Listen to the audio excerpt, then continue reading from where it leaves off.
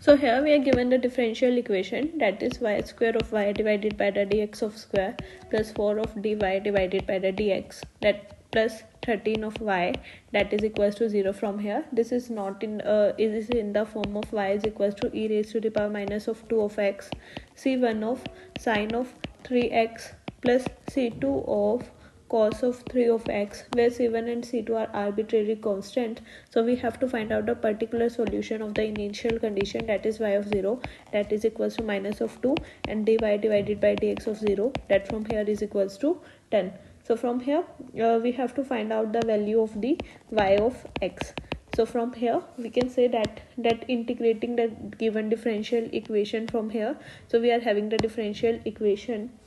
So when we integrating the